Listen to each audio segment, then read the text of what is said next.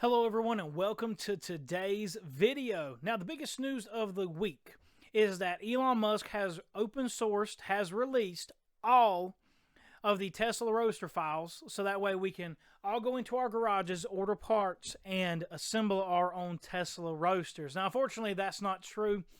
If you've looked at any of the documentation, you know that not barely anything really as far as the design of the Roadster was released. Now we do have the theories of operation. We do have some of the service manuals and some of the assembly files, but as far as the design files go, we have very little of how the Tesla Roadster, the original Tesla Roadster, is designed. So today we're going to be looking at one of the few things that we actually got, which is the battery monitor board, which goes inside of each of the sheets of the main Tesla battery. So this will be part one of my review of the battery management system of the Tesla Roadster. It is quite a complex system, so in this video we'll be going through the battery monitor board schematic, since it's the only one we have, and we'll be going through how the battery monitor I think is supposed to work and how they intended for it to work. And then next week we're going to go over how the power management system actually works in the Roadster according to the theory of operation and the wiring diagrams of the Roadster. So I'm excited to see what Tesla's got for us, to see if they have any black magic that we don't know about, or they're just doing things on a larger scale that us BMS designers are already doing on a small scale. So stay tuned and enjoy the video.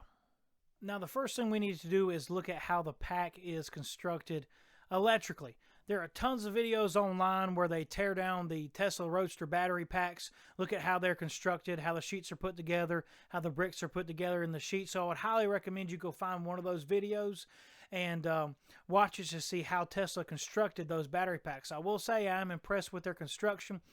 Each one of the cells are connected to their main tabs with fuse wire, and then the sheets are put together with fuse links in case something goes wrong. So I'm impressed at the level of safety that Tesla went to just in their pack construction. But I have a little drawing that I made here just to show how the sheets were connected electrically, just to make sure that we're all on the same page. So if we see here, here's the pack, and there are 11 sheets connected in series in the pack. Each sheet is made up of 9 bricks. Now each brick is 69 parallel cells. So each brick is worth 3.6 volts. There's 9 of them in series, which means each sheet would be 32.4 volts. And then 11 sheet series together would be 356.4 volts if you use 3.6 volts per cell. Some people use 3.7, some people use 4, but it just depends on who you want to market to. So I'm going to use 3.6 volts. It's a 400 volt system. Very efficient, very high voltage, a lot of power to manage. So I'm excited to see what things that Tesla has done in their battery management system in order to manage this much power. So let's get into the schematic and we'll see what's going on. Now this is the battery monitor board that goes on each sheet. Now this board does not have the ability to do any safety, control anything, and it doesn't even make decisions according to the theory of operation. This board merely communicates with the vehicle management system, the centralized hub of the Tesla Roadster. Now between the battery pack and the power module is the battery safety monitor, and it controls all of the contactors and all of the power input and output devices. However, it does not communicate with the battery monitor board. The battery monitor board and the battery safety monitor are controlled by the vehicle management system, and we'll get into that into next week's video when I go to explain about how the system architecture and the power architecture of the Tesla Roadster works according to the documentation that we have. But one of the very few schematics that we have is for the battery monitor board. So we're going to go through that and see what it does, and see if there's anything in here that Tesla has done different that we normally do not do. So let's get into this schematic. starting off here with page number 1 of the battery monitor board schematic. This is just your architecture for your schematic. Of course, you have all your sheet symbols, and then you have all of your interconnects between your sheets, so that way your nets can jump from one sheet to another. So that way the PCB knows that these are connected together between your schematic sheets. This is obviously an Altium Designer schematic, which I think highly of. I use Altium Designer on a daily basis. I think Altium is the best professional software you can get, just because everything is in one GUI. Their schematic and their PCB layout, and then also their bill of material management with their live bill of material features are just amazing. If you're a professional, I'd highly recommend Altium Designer. I am not sponsored, but if anybody out there is watching from Altium, I am open to selling out. Just call me. Call me. I'm open to selling out. Just let me know. Then if you're a hobbyist out there, there's no need in paying the $5,000 it takes to get Altium. I use KiCad for all my hobby projects. KiCad is an amazing free design software. It beats many of the lower tier paid softwares as far as its schematic capture and its PCB layout and its 3D design tools. It is awesome, and so I would recommend KiCad for anybody out there who wants to be a hobbyist and who wants to just make their own PCBs. KiCad is awesome for that. It's been around for a long time, and it keeps getting updated constantly. It's a very good platform to use. So enough of the advertising. Let's actually get into this schematic. So here on page number 1 of the actual schematic, we're going to start off here in our top left-hand corner, which is our input from the sheets. Now, so we have our voltage inputs and we have our thermistor inputs. Each sheet has 6 thermistors, and each sheet has 11 sense lines. Now that's kind of odd, because normally you would have 10 sense lines. You would have your non-cell positives and you would have your cell negative. Well, if you see down here in your secondary protection, which we'll get into later in the video, V-Sense 5 and V-Sense 4 are the same potential. They're connected here with a 47 ohm resistor, but they're the same connection. I suspect they split the positive and negative of the positive of cell 4 and the negative of cell 5, which is the same connection. They split it in order to separate the voltage for some kind of supportive circuitry of this battery monitor board. Hello, Future Alex here to clarify on this statement I make in the video. I am right that V-Sense 4 and 5 are the same point electrically. They are cell 4 positive and cell 5 negative. However, what I didn't realize until going through some more of the documentation was that every other sheet has bricks 4 and 5 tied together with a fuse. So if that fuse was to blow, then if you only had one sense line tied to cell 4 positive, then it would blow the link and you can no longer measure cell 5. So the real reason that you have 2 sense lines there is because they put a fuse between those 2 bricks in part of the sheets. So if the fuse was to blow, you could still measure the cells and see what's wrong. So that's just a clarification. I was technically right, but technically wrong at the same time, so I just wanted to make that clarification. On with the video. Well, which is a very common thing to do. Most of your modern analog chipsets have banks. So you input your first 4 cells, and then you'd split one of those cells off for your next 4 or 5 cells. You'd split one of those cells off for your next 4 or 5 cells. Because this is 32.4 volts, it's hard for a lot of circuitry to handle that kind of voltage. So what most modern analog front ends do is they split those into banks, and so you connect them through resistor dividers, or you connect it through other kind of supportive circuitry, maybe a diode or those kind of things, in order to go from bank to bank to bank, so you can do a higher cell count. Same thing here. Just those kind of things didn't exist back in 2007, 2008, so you had to do it yourself on the board. So we have our voltages and our thermistors that come in here. Your thermistors here are going to your buses that will go into your other schematic symbols down here at the bottom of this sheet. And then here you have your V-Sense lines that come into your board. So V-Sense, if you notice here, it'll go down and then out to your V-Sense bus, and then you have your V-Protect bus that actually goes off to your balance circuit, and they're protected with fuses in case something goes wrong in your balance circuit. If something gets stuck open, your transistor shorts, you don't want just all that constant current running out of your cells, so it'll blow the fuse, which I think is a great feature.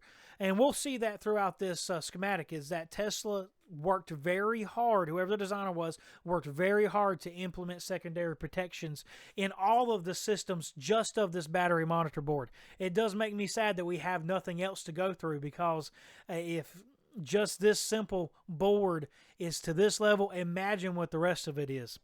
All right, so we're going to go look at our main chipset and allow me to pull up the data sheet for it.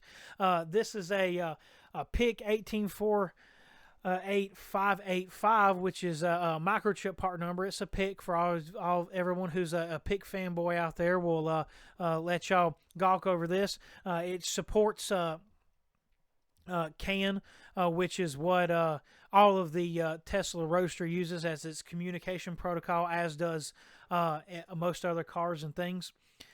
So that is our main chipset, which monitors all of the battery pack parameters. Again, it doesn't make decisions, it just simply monitors. So let's go down here to page number 8, which is where our sense lines come in. So V-Sense bus right here, coming from your input schematic, comes down here and splits off into all of these op amps. So I'll pull up the data sheet for these op amps.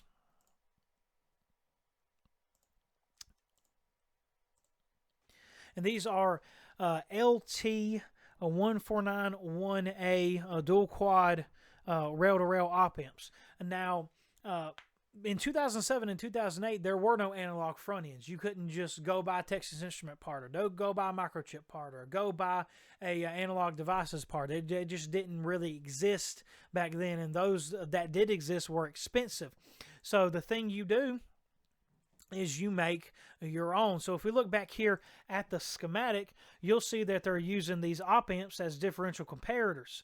And so you say, give me the difference between V-Sense 10 and V-Sense 9. That would be the positive and negative of cell 9. That would be whatever your cell voltage is.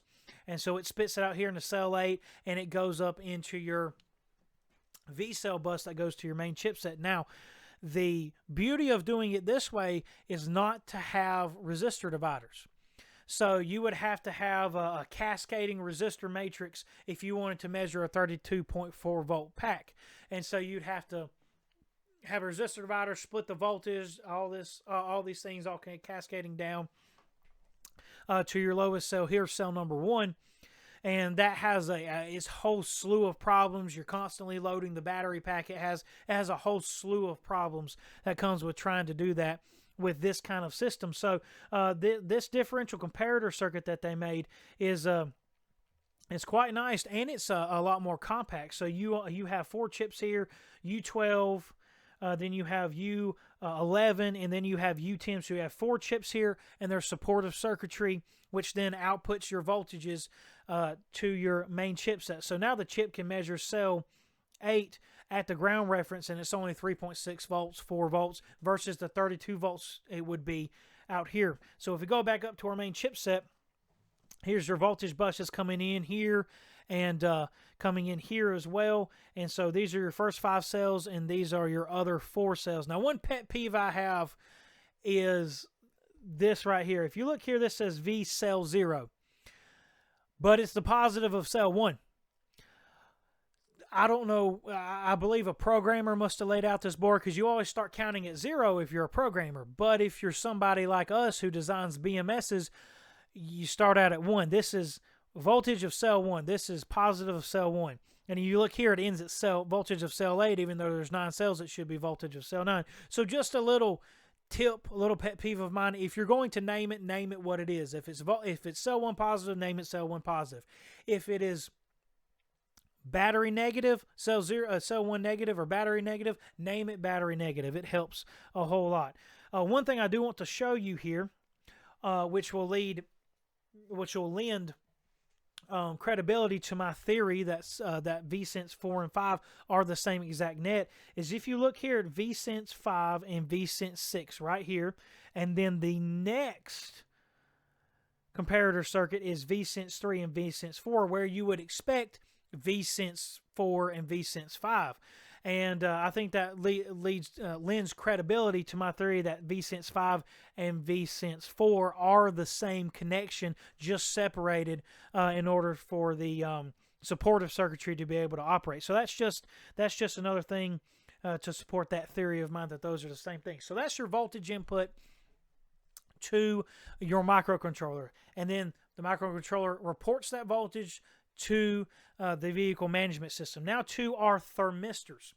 So you have your thermistors here. Of course, nothing really special. You have your resistor divider here that has your constant 5 volts. You have your resistor divider, and then you have your output. Now, in case you don't know what kind of circuit this is just a common resistor divider circuit. So you have a known resistance here and a known resistance here, and you have an output voltage here. So you can use your resistor divider formula to figure out what this third resistance is, which would be your thermistor. So if you have a 10K thermistor, depending on what your temperature is, it'll be a different resistance. So you can figure out, if you know this resistance, what this resistance is, get your voltage, and then from your voltage, and then once you figure out what your resistance is, you can use the resistance table or use the Steinhardt equation to figure out what your degrees is, and that's how you know what your temperature is. But one thing they did here, so they've got six thermistors here, right? You've got your 6 thermistors all from your battery pack, but one thing they did here is they made a reference.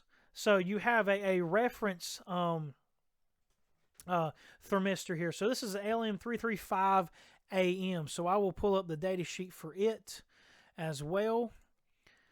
So this is an LM335AM. Let me scroll up here. This is a high precision temperature sensor. So this temperature sensor sits on the battery monitor board, and I assume is a reference for what how hot the battery monitor board is getting, but is also a reference for the entire sheet temperature, so it can do comparisons against it. So just a little bit of a neat design choice. They decided to use a high accuracy temperature sensor to sort of back up the rest of their thermistor temperature sensing in case something went wrong. So I thought that was pretty neat. Just some of the design choices that they made in what they were doing. So back to the schematic here. Well, so we've looked at, of course, the cell inputs, and we've looked at the thermistor inputs going into the main chipset. There's nothing odd there. People do that all the time nowadays.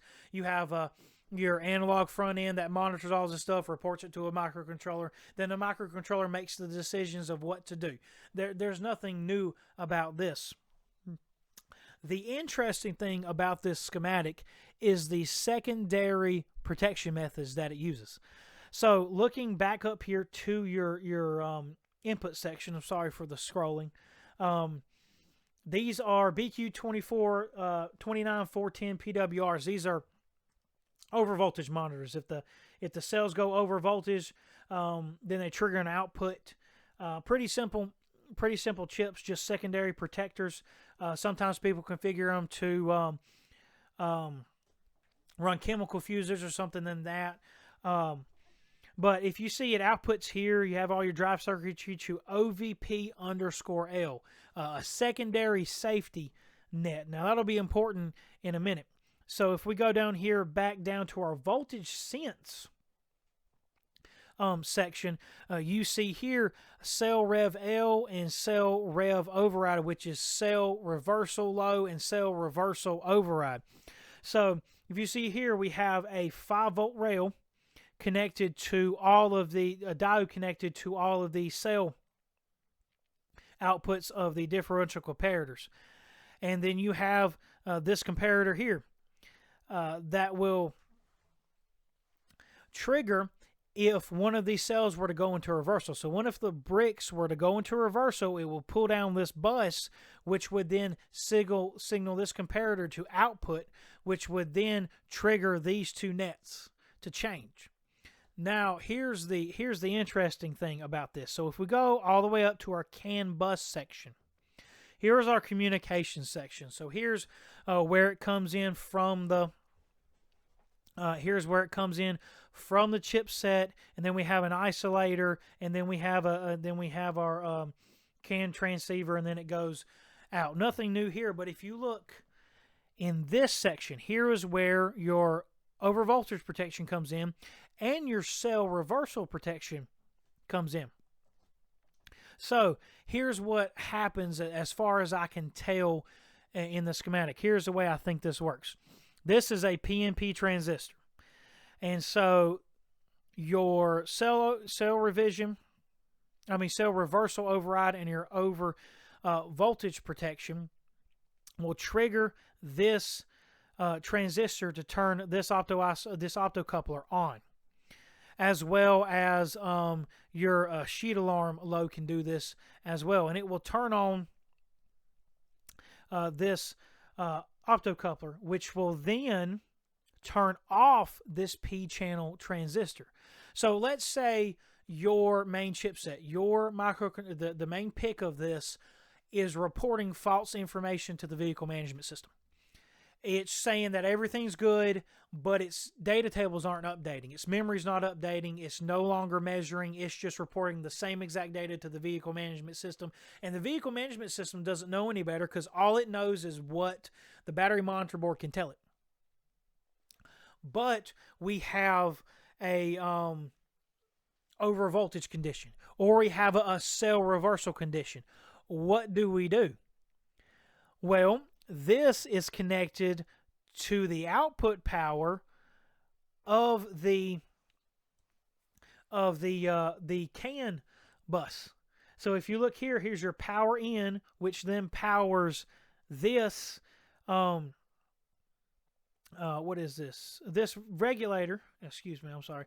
That powers this regulator, which then powers all of your CAN circuitry. So your power input comes from, I assume, module 1. So, or it comes from wherever the CAN input to the battery monitor board interface is, and it comes through and it goes back out here. So if you have a catastrophic event, it will cut the power to the CAN transceivers of the rest of the modules, effectively cutting off communications with the rest of the CAN modules, which rest of the sheets, where the vehicle management system says, oh no, there's something catastrophically wrong. I've lost communications with all of these sheets. I need to cut off the outputs until we figure out what's going on. So I think that's a kind of a neat thing to signal the vehicle management system if the microcontroller can no longer signal the vehicle management system. Also, in the theory of operation, it says that the battery monitor boards have the ability to signal the battery safety monitor board, the controller board for the contactor and everything, if a sheet alarm is triggered. And that's right here. So you have a cert sheet alarm that comes from your microcontroller in case if the vehicle management system tells it to. And then you have also this output. So if these assert, it'll assert a sheet alarm in the microcontroller, which will then signal the vehicle management system if the microcontroller does not catch this first. But if you see here, you have Daisy RX and Daisy TX, and I assume that's for all of the battery monitor boards to communicate together to know which sheet they are. So in all the theory of operation, there's nothing to tell which sheet they are. So I assume that they can tell which sheet they are in what series. But also I think that this line connecting each battery monitor board together, this is where the sheet alarm secondary safety come in. I suspect that this bus here connects to the battery safety monitor, and if a sheet alarm was triggered, then it could trigger the battery safety monitor apart from the vehicle management system. So again, just redundant system after redundant system in this BMS, in this battery monitor board. It's just amazing the amount of thought and the amount of care they put into making sure if this happened, this is a backup, and then if the backup fails, this is the backup for the backup. Right? They wanted to make it as absolutely safe as possible. So this is all of the safety stuff for the, as far as I can tell, for the battery monitor board itself. It has normal cell monitoring, normal temperature monitoring, and then on top of that, it has secondary protections that can still signal the battery safety monitor and the vehicle system monitor in case of a catastrophic failure. Now, one of the last things we're going to look at here is, of course, your cell balancing. Now, these are your V-protected buses that come from your input that are fused in case one of these were to short out or something was to happen. Those fuses will blow and then protect the rest of it. So I thought that was really neat as well. Just a secondary protection for your balancing in case something goes wrong with your balancing. The amount of thought put into this is amazing. So you have your drive circuits here. And then you have your drive circuit here coming from your microcontroller, and then you have some external drive circuits here because there wasn't enough in this chipset. So going back down to your main chipset, here are your bleed enables. One interesting thing I found in the theory of operation is the vehicle management system makes the determination to bleed the battery packs, not the PIC, which is interesting. It does nothing but sends data and takes orders. That's all of it does, I think, except for what happens in the daisy chain part of it. So that is my review of the battery management system. Again, the rest of this is just normal embedded system stuff. Here's all your boost converters coming off the cell stack to run everything. Again, your thermistor stuff, your cell inputs, your main microcontroller, all of your balancing, all of the CAN bus stuff, and then all of your input stuff. So I hope you enjoyed me reviewing the Tesla battery monitor board schematic. Again, next week will be part 2's video where I go through the actual power systems architecture and how everything is connected together, at least what I can piece together with the data we were given. Again, I'm very impressed with how redundant every safety monitoring system on this battery monitor board is. I would love to see the rest of it. However, I'm not sure if we'll ever get the rest of it, but I would love to see the rest of it and go through it and review it. I hope everyone enjoyed the video. Please like and subscribe. If I got something wrong, please talk about it in the comments. If you think I got it right, please talk about it in the comments. Be sure to share this video. And I guess I will see everyone next week for part 2, where we go through the power management system. Thank you, everyone, so much for watching.